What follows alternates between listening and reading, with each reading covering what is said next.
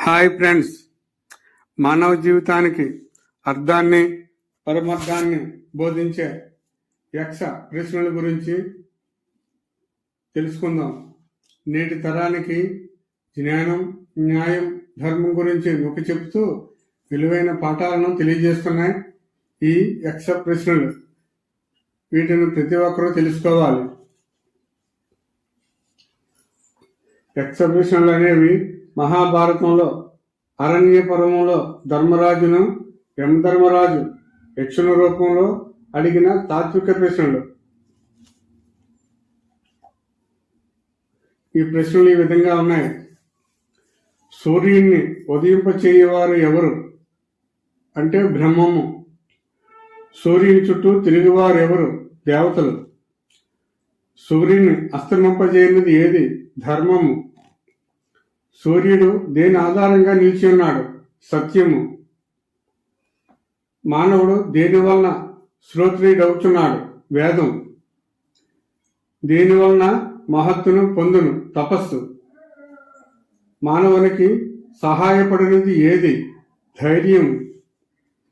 మానవుడు దేని వలన బుద్ధిమంతుడగును? పెద్దలను సేవించడం వలన. మానవుడు మానవత్వం ఎట్లు పొందును? అధ్యయనం వలన. మానవునికి సాధుత్వాలు ఎట్లు సంభవిస్తాయి? తపస్సు వలన సాధుభావం వస్తుంది. మానవుడు మనుషుడు ఎట్లవుతాడు? మృత్యు భయం వలన. జీవన్మృత్యుడంటే ఎవరు?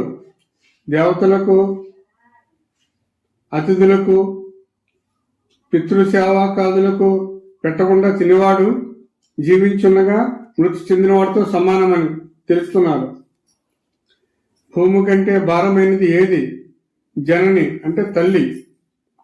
ఆకాశం కంటే పొడవైనది ఏది? తండ్రి. గాలి కంటే వేగమైనది ఏది? మనస్సు. మానవునికి సజ్జనత్వం ఎలా వస్తుంది? ఎదుటి వారిని తన వలె చూచుకున్నప్పుడు. తృణం కంటే దట్టమైనది ఏది? చింత.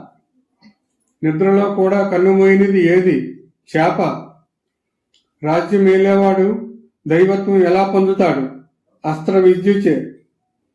రాజ్యాధినేతకు సజ్జనత్వం ఎలా కలుగుతుంది? యజ్ఞం చేయటం వలన. జన్మించయ్యు ప్రాణం లేనిది ఏది? గుడ్డు. రూపం ఉన్న హృదయం లేనిది ఏది? రాయి. మానవుడికి దుర్జనత్వం ఎలా వస్తుంది? శరణైన వాడిని రక్షించకపోవడం వల్ల. ఎల్లప్పుడూ వేగం గలది ఏది? నది. రైతులకు ఏది ముఖ్యం? వాన అంటే వర్షం.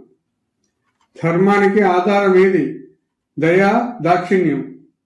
కీర్తికి ఆశ్రయం ఏది? దానం. దేవలోకానికి దారి ఏది? సత్యం. సుఖానికి ఆధారం ఏది? శీలం. మనిషికి దైవిక బంధువులు ఎవరు? భార్య, భర్త. మనిషికి ఆత్మ ఎవరు? కుమారుడు అంటే కొడుకు. మానవులకు జీవనాధారం ఏది? మేఘం. మనిషి దేని వల్ల సంతసించను? దానం వల్ల. లాభాల్లో గొప్పది ఏది? ఆరోగ్యం. సుఖాల్లో గొప్పది ఏది? సంతోషం. ధర్మాల్లో ఉత్తమమైనది ఏది? అహింస. దేనిని నిగ్రహిస్తే సంతోషం కలుగుతుంది? మనస్సు. ఎవరి సంధి శిథిలమవదు? ఎవరితో సంధి శిథిలమవదని ప్రశ్నిస్తున్నారు యమధర్మరాజు. సజ్జనులతో సమాధానం చెప్తున్నారు ధర్మరాజు. ఎల్లప్పుడూ తృప్తిగా పడి ఉంటున్నది ఏది? యాగకర్మ. లోకానికి దిక్కు ఎవరు? సత్పురుషులు.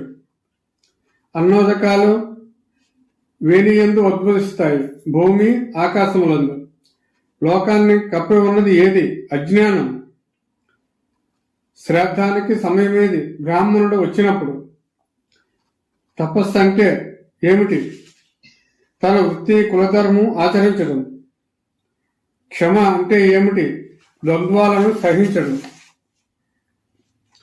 సిగ్గు అంటే ఏమిటి? చేయరాని పనులంటే జడవటం. సర్వదని ఎరదగు వాడెవడు, సుఖదుఖాలను సమంగా ఇచ్చేవాడు. జ్ఞానం అంటే ఏమిటి? మంచి చెడ్డల్ని గుర్తించగలగటం. దయ అంటే ఏమిటి? ప్రాణులన్నింటినీ సుఖము కోరటం. ఆర్జవం అంటే ఏమిటి? సదా సమభావం కలిగి ఉండటం. సోమర్తనం అంటే ఏమిటి? ధర్మకార్యాలు చేయకుండుట. దుఃఖం అంటే ఏమిటి? అజ్ఞానం కలిగి ఉండటం. ధైర్యం అంటే ఏమిటి? ఇంద్రియ నిగ్రహం. స్నానం అంటే ఏమిటి? మనసులో మాలిన్యం లేకుండా చేసుకోవటం స్నానం అవుతుంది. దానం అంటే ఏమిటి? సమస్త ప్రాణుల్ని రక్షించటం. పండితులెవరు? ధర్మం తెలిసినవారు. మూర్ఖుడెవడు? ధర్మం తెలియక అడ్డదిడ్డంగా వాదించేవాడు. ఏది కాయం? సంసారానికి కారణమైందే ఈ కాయం అంటే శరీరం.